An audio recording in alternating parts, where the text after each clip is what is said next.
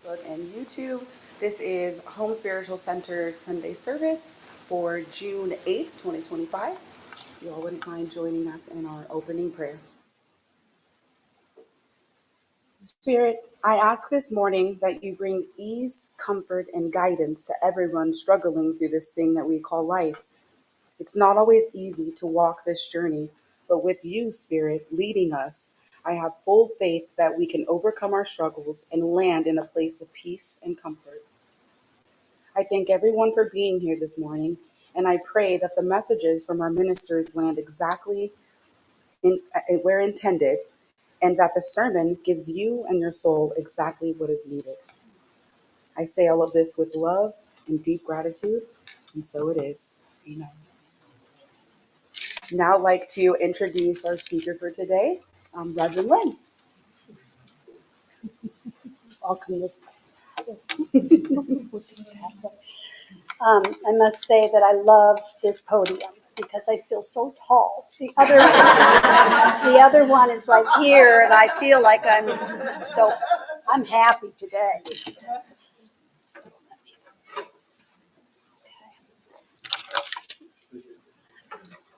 I being short sometimes.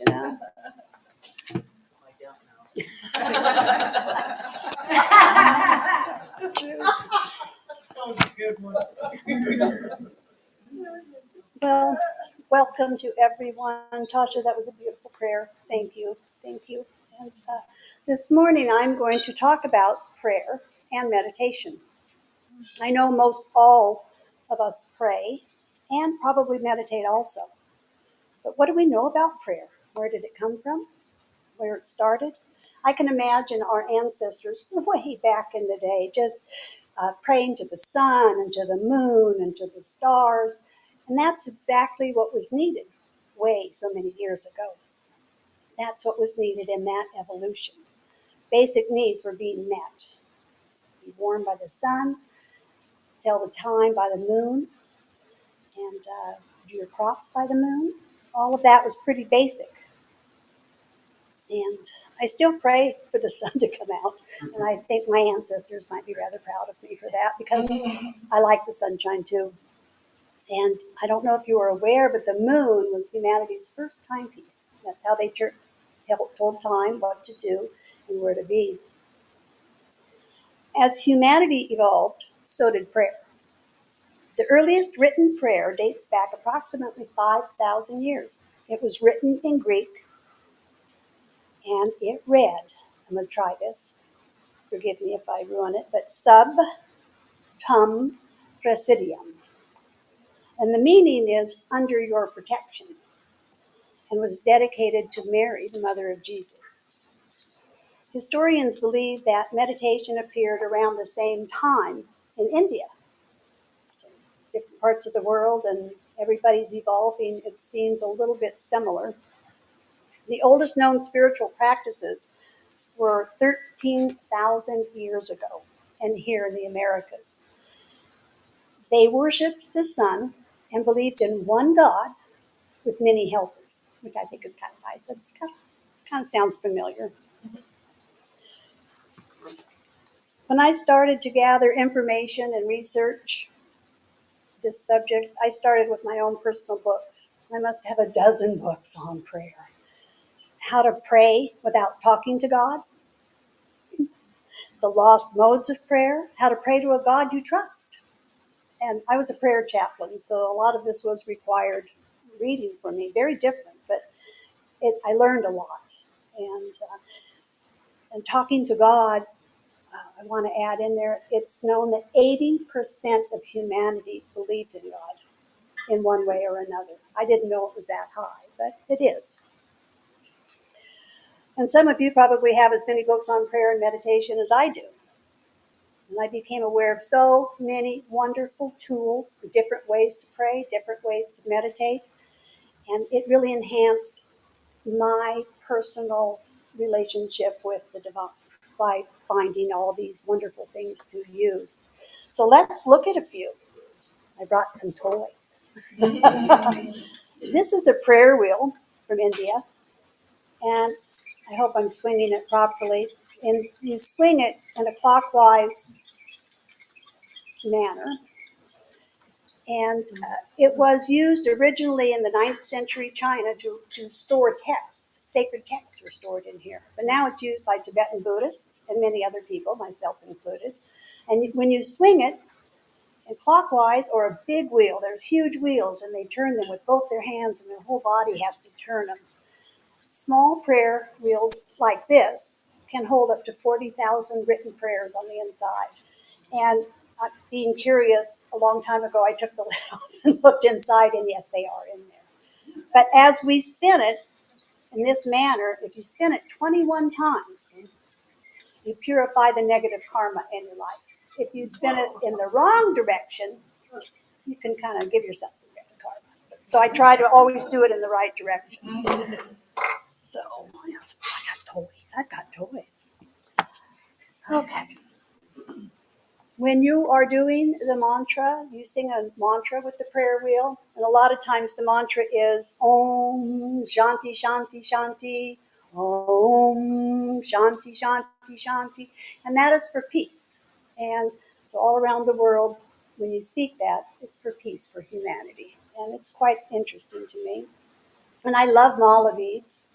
I wore mine today. They're pretty, but they're also considered a tool for focus and concentration to enhance a spiritual and mindfulness practice.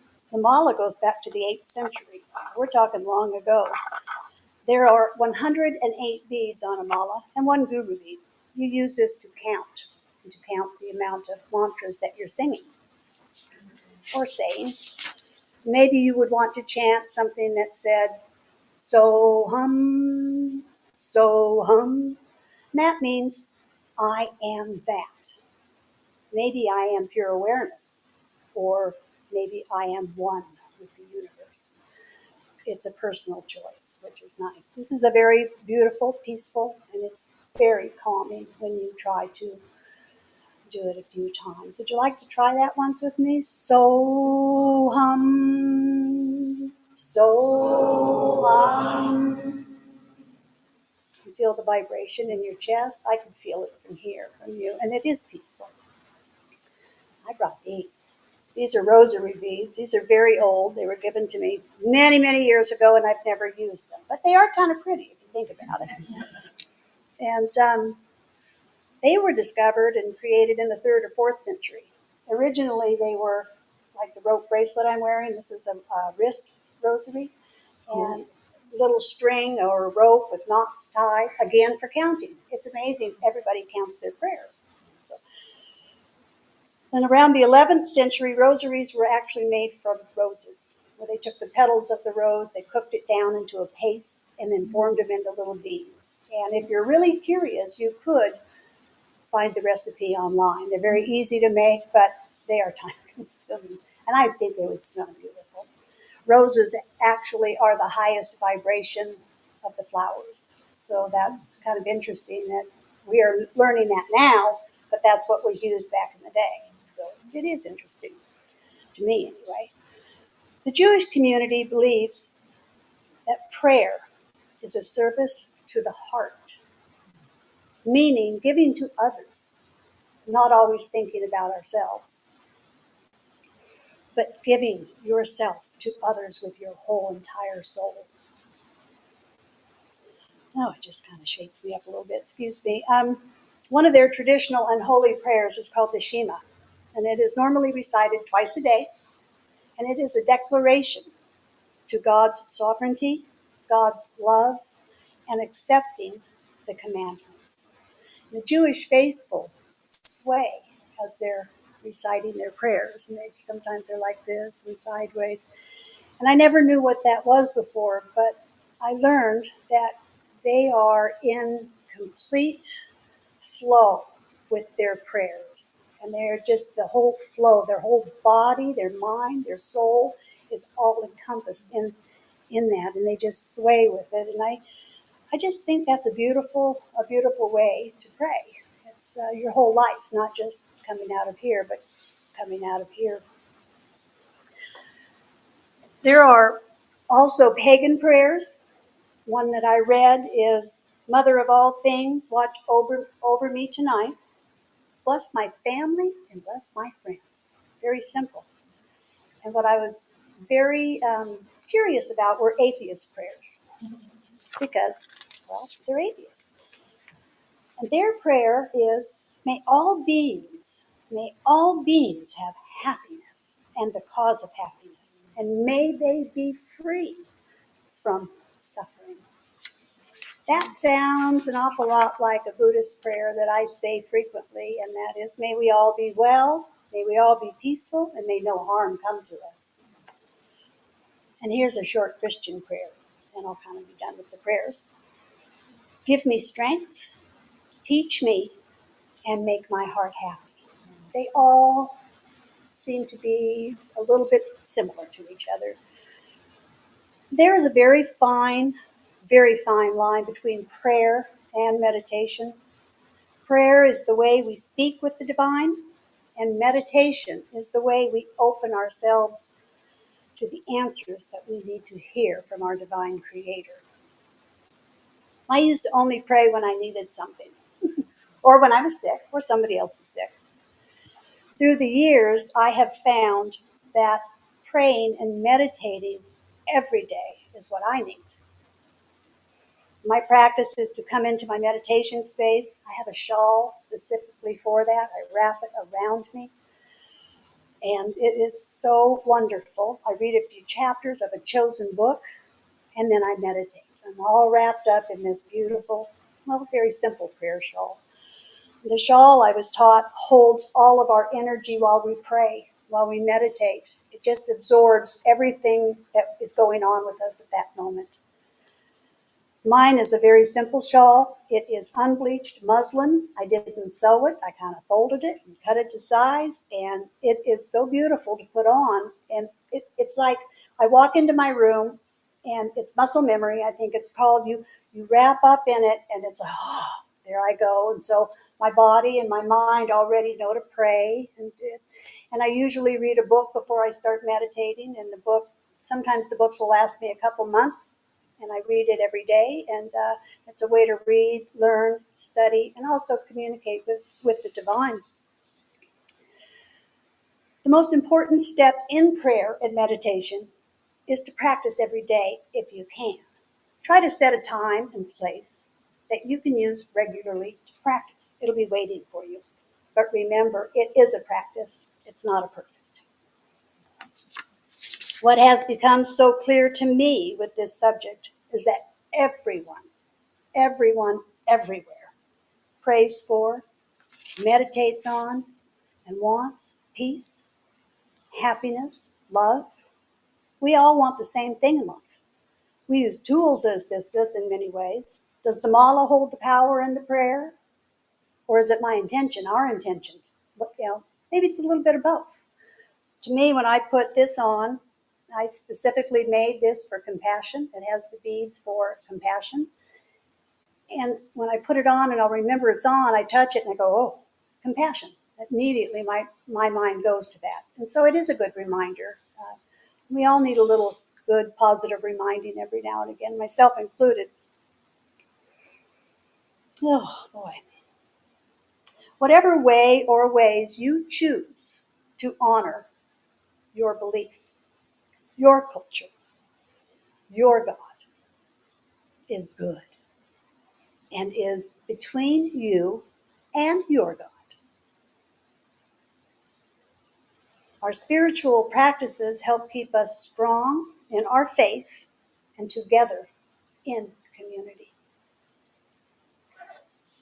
Try to create communication with the absolute, the divine, true communication, so that your preferences in prayer can become your personal tradition. It has been proven that prayer and meditation lowers your blood pressure, lowers your heart rate, helps with higher oxygen saturation levels. I have asthma, and when I go in, they're astonished. What are you doing? My oxygen saturation is about 98%, and that's with I credit it to meditation and breath work and prayer. Keeps me calm. I could get cranky, I think, sometimes about it. Yeah. People heal better and faster with prayer. Our traditions with the divine, with God, can even help us to grow tolerance with other traditions and to recognize our interconnectedness and respect with all beings everywhere. To be connected, that's what the music we were listening to was all, we're all the same. We can say, oh, they're a different religion, but really they're not. They just might use a different word or go at it a different way or come to church on a Saturday instead of a Sunday. But I believe everybody's asking for the same thing in this world. They want to be happy, healthy. They want their families fed, warm, and safe. And I think together we can all, like Tasha said in her prayer, we can all come together and help that happen in our world. And I'd like to see it. And I would like to try that all the time. So I'd like to ask you to join me in a short meditation, if you will. And you can put your hands on your heart. You can put your hands in prayer position, or you can try a mudra. And this mudra is your left hand and your right hand on top of it, thumbs together to make a circle. And this is the mudra for peace. And you will see Buddha this way a lot. And the right hand placed on top of the left hand signals enlightenment. So there's a reason for this. And you put your thumbs together. Now breathe in through your nose. Breathe in. Breathe in the sweetness of spirit, the sweetness of the creator of the universe. Breathe it in. And breathe out. Breathe in that sweetness again. And when you breathe out, remove any burden that might be with you today. You might be carrying sadness. Just breathe it out and let it go. Just a few nice deep breaths.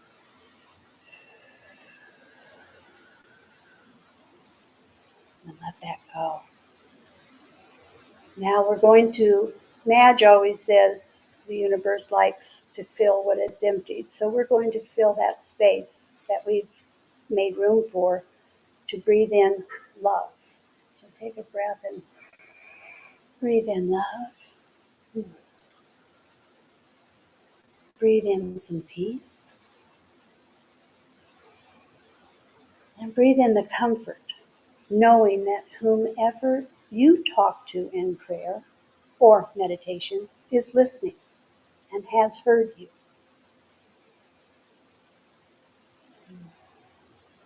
You just breathe that love in. You know it's wrapping around you.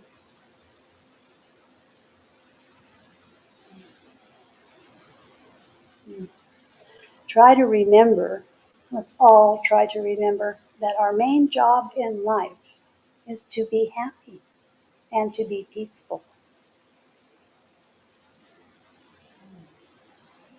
And if you'd like to wiggle your toes, take a breath, come back.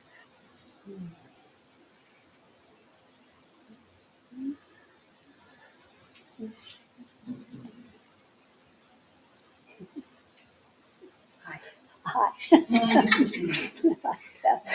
Some people come back, some people don't. When I meditate, it's hard to come back. I'd rather just stay there sometimes. But, we have work to do.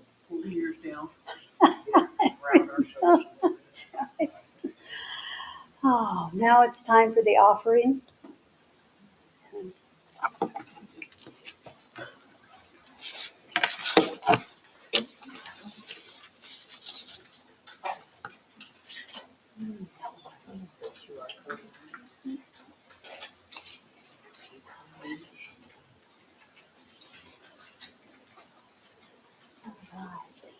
Put your offering between your hands. Hold it next to your heart. just bless, whether it's an offering of financial assistance or whether it's help and work or teaching classes, whatever love and joy that you can bring to the church is so, so wonderfully accepted. Bless it and send it all around this whole room. Send it around to our community. And send it to those that can't be with us today for whatever reason. Send that love and that prosperity to them. And ask for your hundredfold in return. Because what you give comes back to you. As I said a few minutes ago, it's our job to be happy and peaceful. So, thank you. Now, Miss Tasha will come up. All right. Here, not your way. Thank you. You're welcome. All right, so I figured I'd give you guys a joke today while the basket's getting passed around. This one is called "A Spiritual Leader Lay Quietly. He Was Dying." The disciples had gathered around his bed and recited some holy verses, trying to make his last journey divine and pleasant. They wanted to give him warm milk to drink, but he declined. One of the disciples took the glass back to the kitchen and decided to add some brandy, considering it good for health. He poured a generous amount into the warm milk. Back at spiritual leader's bed, they lifted his head gently and held the glass to his lips. The very frail man drank a little, then a little more, and before they knew it, he had finished the whole glass, down to the last drop. His eyes brightened. The disciples thought it would be a good opportunity to have one last conversation, one last talk with the spiritual leader. "Sir," the disciples asked earnestly, "please give us some of your wisdom before you leave us." He raised himself slowly on the bed on his elbow, looked at him and said, "Don't sell that cow." That's good. Love that. That's a good one. All right. Now for our closing prayer. Thank you, Spirit, for the messages that we received today. I know that all of us can relate on some level, in some shape or form, and that each of us is taking away exactly what our hearts and souls need and desire. I pray that we all take this with us through our week and utilize love and peace as we spread kindness to others around us. Love is our universal language and can be shared with everyone. Thank you to Reverend Lynn for our messages today, and thank you to all of our folks online as well.